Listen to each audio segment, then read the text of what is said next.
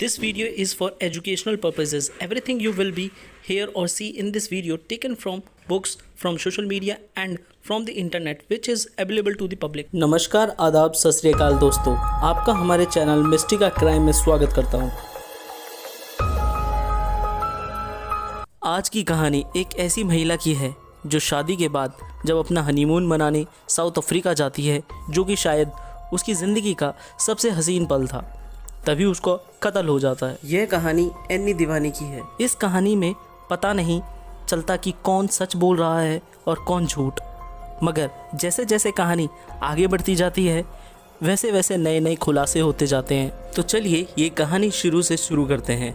Any का जन्म 12 मार्च 1982 को स्वीडन के मैरियास्टाड नाम के एक शहर में रह रहे डोचा परिवार में होता है। वैसे तो ये हिंदूचा परिवार भारतीय मूल के थे, मगर बाद में स्वीडन के मैरियास्टाड में जाकर बस गए थे। वह अच्छे खासे पैसे वाले भी थे। एनी बचपन से ही खुश मिजाज और हमेशा से मुस्कुराने वाली लड़की थी और अपने आसपास के लोगों को भी हमेशा हंसाती रहती थी।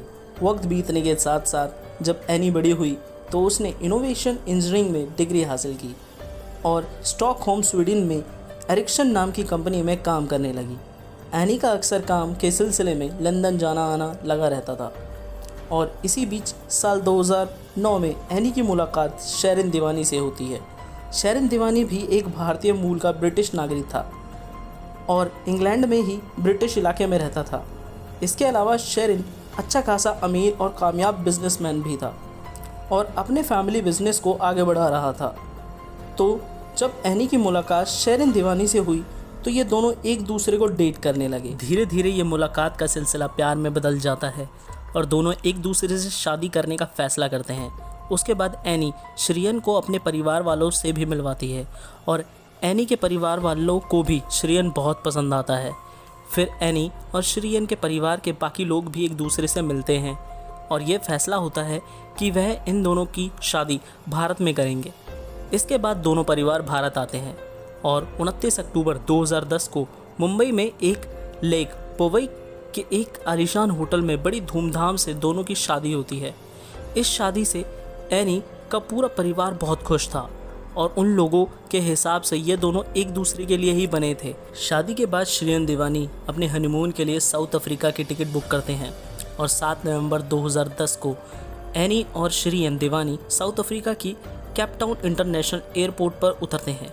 उसके बाद ये दोनों वहाँ से एक डोमेस्टिक फ़्लाइट लेकर कुरगेक नेशनल पार्क पहुँचते हैं और अगले 4 दिनों तक वहाँ रहते हैं और वहाँ के जंगल सफारी का मज़ा लेते हैं।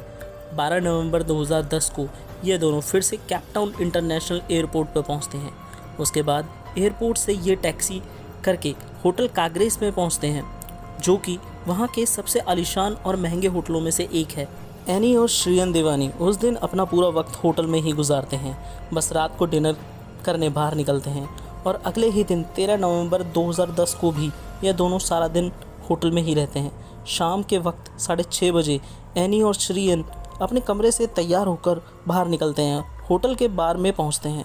उसके बाद वो दोनों बार में बैठकर थोड़ा बहुत ड्रिंक करते हैं, कुछ फ़ोटोज़ लेते हैं और अपने ड्राइवर के आने का इंतज़ार करते हैं। दरअसल उस दिन शाम के वक्त श्रियन और एनी शहर में घूमने और वहाँ के नाइट को देखने का प्लान बनाया था और उसने घूमने के लिए उसी टैक्सी ड्राइवर को बुक किया था जिसने कि उनको एयरपोर्ट से होटल तक छोड़ा था। उस ड्राइवर का नाम था जोलो टोंगो और उसके पास वॉल्क्सवैगन की शेरन नाम की एक कार थी।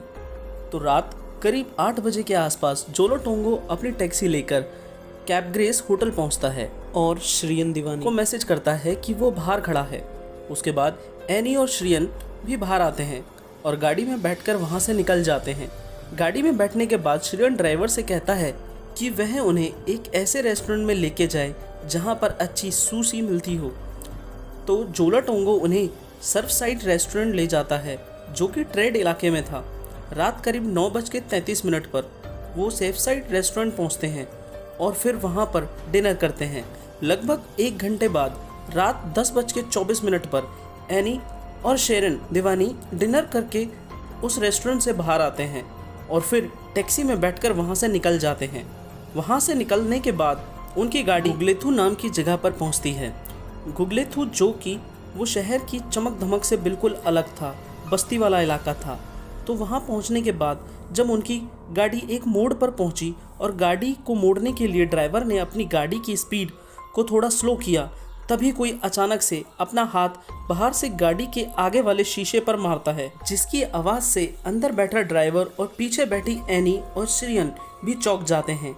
उसके बाद जब वो बाहर देखते हैं तो वहाँ हाथ में बंदूक लिए 2 आदमी खड़े नज़र आते हैं।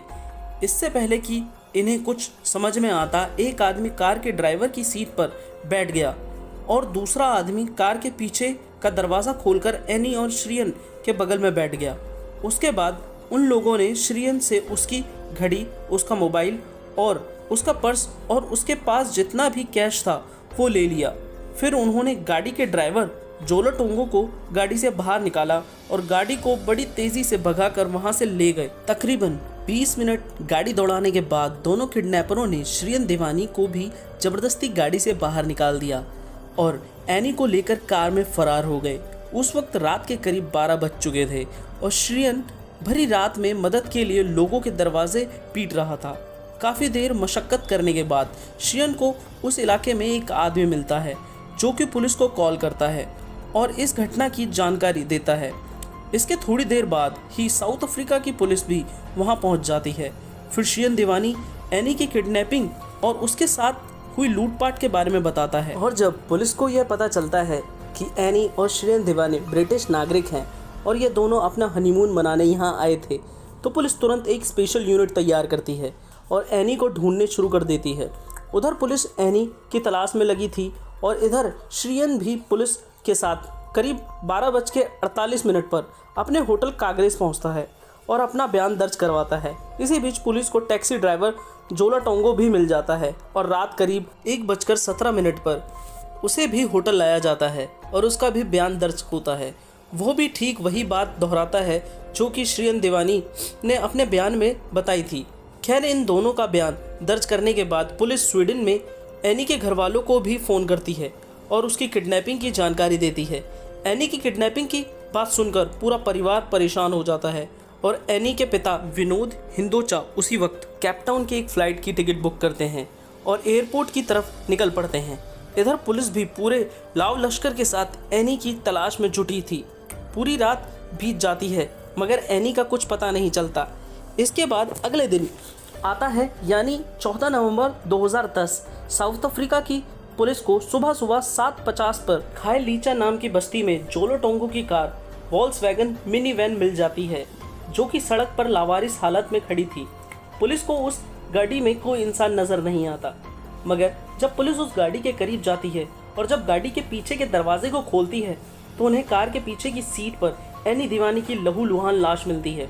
एनी के बदन पर 3 गोली के निशान थे, एक उसकी कलाई पर, एक सीने पर और एक गर्दन पर। एनी की लाश मिलने पर उसे फौरन पोस्टमार्टम के लिए भेज दिया जाता है और उस गाड़ी को भी फॉरेंसिक जांच के लिए लाया जाता है। उसके बाद एनी की मौत की खबर उसके पति श्रियन देवानी को बताई गई और फिर उसके पिता विनोद हिंदोचा को, जो कि अभी भी एयरपोर्ट पर बैठकर अपनी फ़्लाइट का इंतज़ार कर रहे थे। एनी की मौत की खबर सुनकर ये दोनों अब और भी परेशान हो जाते हैं।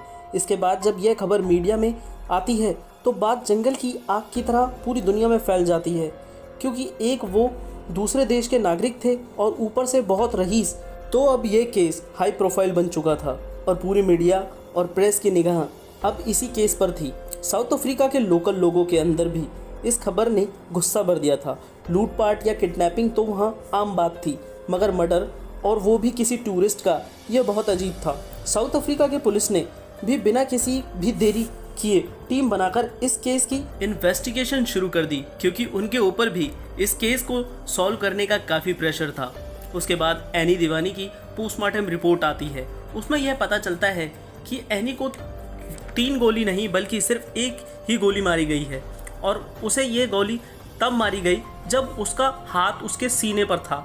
शायद वो अपने हाथ से अपने आप को बचाने की कोशिश कर रही थी और तभी उसे गोली मार दी गई, जो कि उसके हाथ की कलाई को पार कर छाती को छूती हुई गर्दन में घुसी और पीछे गर्दन से निकल गई। इसी बीच एनी के पिता विनोद हिंदोचा भी 14 नवंबर 2010 की रात 11 बजे कैपटाउन पहुंच जाते हैं और फिर श्रियन दीवानी से मिलते हैं उन्हें यह समझ में नहीं आ रहा था कि आखिर उन किडनैपरों ने एनी को गोली क्यों मारी, जबकि वो फिरौती देने की पूरी तैयारी के साथ वहां पहुंचे थे, क्योंकि साउथ अफ्रीका में किडनैपिंग होना एक आम बात थी। उन्हें लगा कि वो वहां पहुंचेंगे, उसके बाद फिरौती देकर एनी को बचा लेंगे, मगर अफसोस कि ऐसा होने से पहले ही एनी की मौत हो गई थी। और अब वो ये चाहते थे कि इस हत्या के गुनहगारों को जल्द से जल्द पकड़ा जाए। उसके बाद अगले दिन यानी 15 नवंबर 2010 को इस केस की फॉरेंसिक टीम को एक बड़ी कामयाबी मिलती है। उन्हें जोलो टोंगो की गाड़ी के आगे वाले शीशे पर एक पंचे का निशान मिलता है, जो कि तब का था। तब उन किडनैपरों ने गाड़ी को रोकने के लिए शीशे पर ज़ोर से अपना हाथ मारा था। उस हाथ के निशान को जब पुलिस रिकॉर्ड में मैच किया गया तो वो निशान एक आदमी के हाथ से मैच हो गया और उसका नाम था जोलीले मांगनी। जोलीले मांगनी एक छोटा मोटा क्रिमिनल था जो चोरी चकारी और छीना झपटी जैसे क्राइम किया करता था। ये जानकारी मिलते ही पुलिस ने फ़ौरन उसे ढूंढने का ऑपरेशन चलाया और अगले ही दिन यानी 16 नवंबर 2010 को खाइलीचा की बस्ती से उसे गिरफ्तार कर लिया गया। इससे पूछताछ करने के बाद 2 आरोपियों के नाम और सामने आते हैं। जिम्बोडा क्वाबे, जिसके हाथ से एनी को गोली चली थी। दूसरे आरोपी मैंडो ओपले, जो कि केपटाउन में ही होटल काग्रेस के रिसेप्शन में काम करता था और उसका भी कोई क्रिमिनल रिकॉर्ड नहीं था।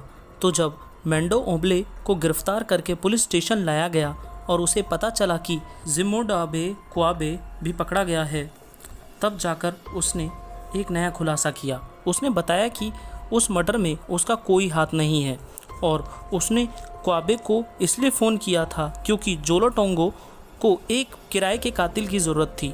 जोलो टोंगो का नाम सुनते ही पुलिस के कान खड़े हो गए, क्योंकि जिस गाड़ी में यह घटना हुई वो गाड़ी जोलो टोंगो की ही थी। और जब पुलिस ने टैक्सी ड्राइवर जोलो टोंगो को ढूंढना शुरू किया और वो तब तक फरार हो चुका था। 20 नवंबर 2010 को टैक्सी ड्राइवर जोलो टोंगो अपने वकील के साथ खुद ही पुलिस स्टेशन पहुंच जाता है और सरेंडर कर देता है। पुलिस स्टेशन पहुंचने के बाद वो अपनी गवाही में खुद को निर्दोष बताता है, मगर जब पुलिस उसे बताती है कि उसने उसके बाकी सभी लोगों को गिरफ्तार कर लिया है, तब उसे लगता है कि वो फंस चुका है। उसके बाद पुलिस जोलो टोंगो के वकील से कहती है कि अगर वो इस केस में उसकी मदद करेगा और सरकारी गवाह बन जाएगा तो उसे कम सज़ा दी जाएगी। तो जोलो टोंगो पुलिस की सारी बात बताने के लिए राज़ी हो जाता है। उसके बाद वो पूरी कहानी बताता है। वो कहता है कि वो कोई अचानक से हुई घटना नहीं थी, बल्कि एक प्री प्लान मर्डर था और एनी दीवानी को मारने की सुपारी उसके पति श्रियन दीवानी ने ही दी थी। ये बात सुनते ही पुलिस के होश उड़ जाते हैं, मगर सिर्फ जोलो टोंगो की ये ही गवाही काफ़ी नहीं थी। सिर्फ गवाह के दम पर श्रियन दीवानी जैसे बड़े आदमी पर हाथ डालना बेवकूफ़ी थी और ये भी हो सकता था कि टोंगो झूठ बोल रहा हो। उसके बाद पुलिस ने टोंगो से पूरी कहानी सुनी।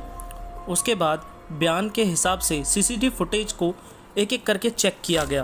पुलिस को अपने बयान में जोलो टोंगो ने अपनी गवाही में यह भी बताया कि उस रात जब एनी और श्रियन दीवानी कार में बैठे थे, तब बाकायदा उसने श्रियन के मोबाइल पर टेक्स्ट भेजा भी था और कहा था कि हमारी फ़ीस मत भूलना।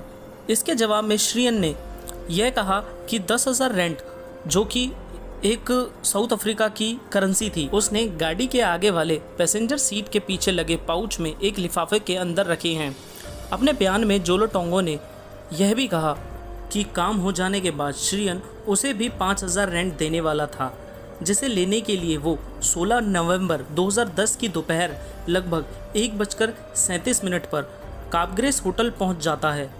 और सीसीटीवी फुटेज में भी दिखा कि जो लिफाफा पहले श्रियन के हाथ में था वो थोड़ी देर बाद जोलो टोंगो के हाथ में नज़र आता है। जोलो टोंगो का पूरा बयान सुनने के बाद पुलिस सभी की फ़ोन हिस्ट्री और लोकेशन निकलवाती है। वो भी जोलो टोंगो के बयान से मैच हो रहा था। एक एक कर सारी कड़ियाँ जुड़ती जा रही थी और केस साफ साफ नज़र आ रहा था। और अब पिछले कुछ दिनों से जो पुलिस के मन में सवाल चल रहे थे, उनके जवाब क्लियर होने लगे थे। जैसे कि आखिर क्यों इतना अमीर जोड़ा जो आराम से किसी आलीशान होटल में डिनर कर सकता था, वो अपने होटल से 40 किलोमीटर दूर एक रास्ते के होटल में गया। क्यों वो लोग इतनी रात में गए, एक ऐसी बस्ती में गए जहां रात में तो क्या दिन में भी किसी लोकल गाइड के जाना मना था, क्योंकि वहां का क्राइम रेट बहुत ज़्यादा था। और आखिर क्यों शिरीन दीवानी एनी की बॉडी जल्द से जल्द इंग्लैंड लेकर जाना चाहता था, मगर अब भी एक चीज़ मिसिंग थी और वो था मोटिव यानी मकसद, क्योंकि कोई भी किसी को ऐसे ही नहीं मरवाता, उसके पीछे कोई ना कोई मकसद ज़रूर होता है।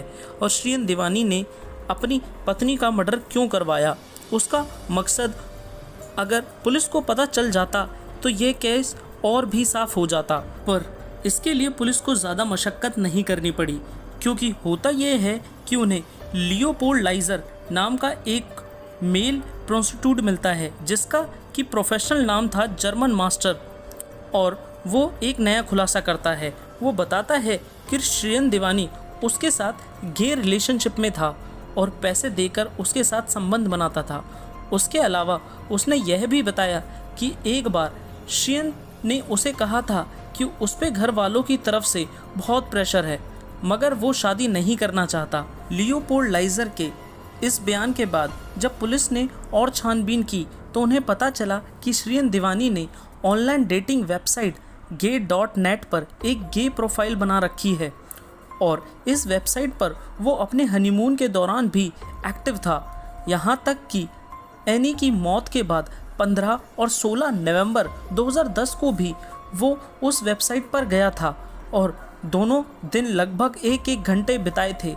ये सभी बातें पता चलने के बाद पूरा केस आईने की तरह साफ हो चुका था, मगर अब दिक्कत ये थी कि शिरीन दीवानी यूके जा चुका था और मामला इंटरनेशनल बन चुका था। इसलिए साउथ अफ्रीका की पुलिस कोर्ट जाती है और सारे गवाह सबूत पेश करती है, जिसके बाद साउथ अफ्रीका की कोर्ट शिरीन दीवानी के खिलाफ अपनी बीवी की साजिश की मौत के इल्ज़ाम में वारंट जारी कर देती है और शिरीन दीवानी के प्रत्यार्पण यानी साउथ अफ्रीका लाने के लिए इंग्लैंड की कोर्ट में अर्जी दाखिल करती है। वारंट जारी होने के बाद 7 दिसंबर 2010 की सुबह लगभग 10:30 बजे शिरीन दीवानी को ब्रिस्टल इंग्लैंड में उसके घर से गिरफ्तार कर लिया गया और इसके बाद उसके प्रत्यार्पण की प्रक्रिया शुरू कर दी गई। इधर साउथ अफ्रीका की कोर्ट ने भी टैक्सी ड्राइवर जोलो टोंगो को दिसंबर 2010 में ही 18 साल की सज़ा सुनाई और जिम्मो उदावे को इसके 2 साल बाद अगस्त 2012 को 25 साल की सज़ा सुनाई गई और जोलीले मैंगिने को नवंबर 2012 में एनी दीवानी पर गोली चलाने के इल्ज़ाम में उम्र कैद की सज़ा सुनाई गई। हालांकि उसने कभी यह एक्सेप्ट नहीं किया कि गोली उसने चलाई थी। इसके अलावा मैंडो ओलोबे को कोई सज़ा नहीं दी गई और रिहा कर दिया गया क्योंकि उसने सिर्फ 2 पार्टियों को आपस में मिलवाया था। उधर इंग्लैंड की कोर्ट में अगले कई सालों तक शिरीन दीवानी को वापस साउथ अफ्रीका लाने का केस चलता रहा। शिरीन के वकील ने कहा कि उसकी दिमागी हालत सही नहीं है, इसलिए उसका साउथ अफ्रीका जाना ठीक नहीं होगा। मगर जब साउथ अफ्रीका की पुलिस ने शिरीन के खिलाफ सभी सीसीटीवी फुटेज, जोलो टोंगो की गवाही, कॉल रिकॉर्ड्स और उसके समलैंगिक रिश्ते को सामने रखा तो उसे देखते हुए आखिरकार 4 साल की सुनवाई के बाद मार्च 2014 में इंग्लैंड की कोर्ट ने साउथ अफ्रीका के प्रत्यार्पण की अर्जी को स्वीकार कर लिया और अब शिरीन दीवानी का साउथ अफ्रीका जाना पक्का हो गया। उसके बाद 7 अप्रैल 2014 को शिरीन दीवानी को इंग्लैंड से साउथ अफ्रीका लाया गया, जहां पहुंचते ही उसे अपनी बीवी की मौत की सज़ा रचने के इल्ज़ाम में अरेस्ट कर लिया गया।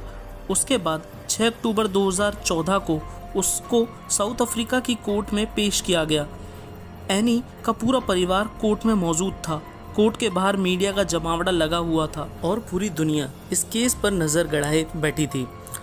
हर किसी को शिरीन दीवानी के मुंह से ये सुनना चाहता था कि आखिर उस रात हुआ क्या था और उसने ऐसा क्यों करवाया। मगर पहले ही दिन शिरीन के वकील ने शिरीन की पहले से ही लिखी हुई एक स्टेटमेंट पढ़ी और स्टेटमेंट में शिरीन ने यह कहा कि वो गे नहीं बल्कि बाइसेक्सुअल है, यानी कि उसे औरतों और मर्दों दोनों के साथ संबंध बनाना पसंद है। शियन का यह स्टेटमेंट आने के बाद सरकारी वकील का यह केस काफ़ी हद तक कमज़ोर पड़ गया, क्योंकि उनके हिसाब से शियन ने अपनी गे लाइफ को छुपाने के लिए ही एनी का मर्डर करवाया था। खैर, इसके बाद लियोपोल्ड लाइजर को कोर्ट में गवाही के लिए पेश किया, जिसके साथ शियन दीवानी के गे यानी समलैंगिक संबंध थे। मगर कोर्ट के जज ने शियन के वकील की दलीलें सुनने के बाद उसकी गवाही को यह कहते हुए खारिज कर दिया कि जब शियन ने खुद ही मान लिया है कि उसे महिला और मर्द दोनों के साथ रिश्ते बनाना पसंद है, इसलिए अब लियोपोल्ड लाइजर की इस गवाही का कोई मतलब नहीं रह जाता। इसके बाद सरकारी वकील की तरफ से यह सवाल आया कि उस दिन शियन ने जो 10,000 रेंट एक्सचेंज करवाए थे वो आखिर क्यों करवाए थे, और उस रात आखिर इतने पैसे लेकर क्यों घूम रहा था। तो इसका जवाब भी शियन के वकील ने पहले से ही लिखे हुए एक नोट के ज़रिए शियन के वकील ने यह कहा कि ज़ोलो टोंगो उनके लिए एक हेलीकॉप्टर राइड का इंतज़ाम करवा रहा था और ये पैसे उसने उसी राइड के लिए एक्सचेंज करवाए थे। शियन के वकील ने यह भी कहा कि हेलीकॉप्टर राइड एक सरप्राइज़ था। उसके बाद सरकारी वकील ने अपने सबसे मुख्य गवाह टैक्सी ड्राइवर ज़ोलो टोंगो को कोर्ट में पेश किया, क्योंकि उसकी गवाही इस केस में एक मुख्य पहलू था और वही एक ऐसा गवाह था जिसने कि शियन से डायरेक्ट बात की थी। मगर जब ज़ोलो टोंगो को कोर्ट में पेश किया गया और जब शियन के वकील ने उसे सवाल पूछने शुरू किए तो उसकी बात उसके बयानों से मैच नहीं हुई। सरकारी वकील कोई ऐसा लिंक नहीं जोड़ पाए जिससे कि साबित हो सके मर्डर में कोई हाथ था। यहाँ दिक्कत यह भी थी, पुलिस और सरकारी वकील के पास कोई भी ऐसा फिजिकल एविडेंस नहीं था।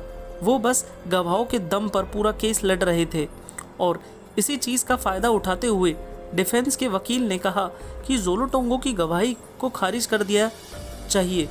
इसके बाद जब अगली सुनवाई शुरू हुई तो उस केस के जज टिरवर्सो ने 8 दिसंबर 2014 को यह कहते हुए कि ज़ोलो टोंगो की गवाही खारिज कर दी कि उसका बयान यकीन करने लायक नहीं है और उसके बयानों में बहुत सारे झूठ और गलतियां हैं। ज़ोलो टोंगो की गवाही खारिज होने के बाद ये केस भी खारिज हो गया, क्योंकि शियन दीवानी के खिलाफ कोई जुर्म साबित ही नहीं हुआ और साउथ अफ्रीका में किसी मुजरिम के खिलाफ कोई जुर्म साबित ही नहीं होता तो उसे कटघरे में खड़े होकर किसी भी सवाल का जवाब देने की कोई ज़रूरत नहीं है। इसलिए शियन दीवानी भी बिना किसी जवाब दिए बाइज्जत बरी हो गए। इस केस के खारिज होने के बाद शियन दीवानी तो हमेशा के लिए इंग्लैंड पहुंच गए, लेकिन अब भी ऐसी कई सवाल हैं जिनके जवाब सही मायनों में किसी को नहीं पता। जैसे कि उसने 10,000 रेंट हेलीकॉप्टर राइड के लिए निकलवाए थे, तो यह बात उसने बयान में पहले क्यों नहीं बताई, और उसने हेलीकॉप्टर राइड का इंतज़ाम ज़ोलो टोंगो से क्यों करवाया, जबकि जिस होटल में कांग्रेस में वो रुका था वो उसके लिए चंद मिनटों में हेलीकॉप्टर राइड का इंतज़ाम करा सकते थे। और अगर शियन बाइसेक्सुअल था तो उसे मर्दों के साथ भी संबंध बनाना पसंद था, तो उसने एनी से शादी क्यों की और उसने यह बात शादी से पहले क्यों नहीं बताई। एनी के परिवार वालों को इस बात का दुख आज तक है कि शियन को कोर्ट में बिना कोई सफाई दिए ही वहां से चला गया, जबकि वो इन सभी सवालों के जवाब शियन के मुंह से सुनना चाहते थे। साल 2015 में इस केस के जज टिरवर्सो के ऊपर यह इल्ज़ाम भी लगाए कि उन्होंने अपना फैसला घूस लेकर दिया था, मगर बाद में उनके ऊपर लगे सारे इल्ज़ाम साउथ अफ्रीका की नेशनल प्रोसिक्यूटिंग अथॉरिटी ने खारिज कर दिया। तो दोस्तों, कुल मिलाकर आज भी यह एक राज है कि एनी दीवानी के ऊपर गोली किसके कहने पर चलाई गई और किसने चलाई, क्योंकि कुआबे के हिसाब से गोली मैग्नेनी ने चलाई थी, लेकिन मैग्नेनी ने यह कभी नहीं माना कि गोली उसने चलाई थी और उसके हिसाब से गोली कुआबे ने चलाई थी।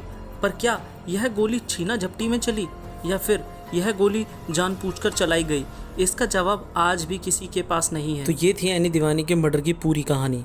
उम्मीद करता हूँ आपको मेरे द्वारा दी गई जानकारी पसंद आई होगी। मैं आपसे फिर मिलूँगा एक और नई कहानी के साथ। जब तक के लिए अपना ख्याल रखिए और सुरक्षित रहिए।